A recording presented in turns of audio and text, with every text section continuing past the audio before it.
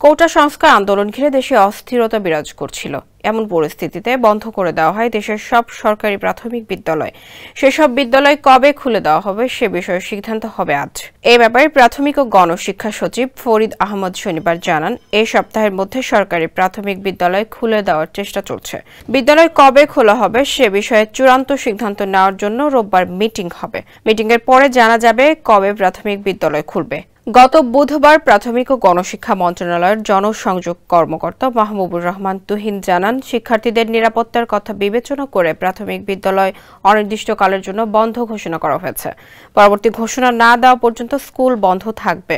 এর আগে শিক্ষা মন্ত্রণালয়ের আওতাধীন প্রাথমিক ও উচ্চ মাধ্যমিক পর্যায়ের সব শিক্ষা প্রতিষ্ঠান এবং পলিটেকনিক ইনস্টিটিউটগুলোর শ্রেণী কার্যক্রম পরবর্তী নির্দেশ না দেওয়া পর্যন্ত বন্ধের ঘোষণা দেয় শিক্ষা মন্ত্রণালয়। জীবনকে উপভোগ করার সব আয়োজন একটি নিশ্চিন্ত কমিউনিটি লিভিং নিশ্চিত করছে রূপায়ণ সিটি উত্তরা। তার আগে জাতীয় বিশ্ববিদ্যালয়ের অধিভুক্ত কলেজগুলোও বন্ধ ঘোষণা করা হয়।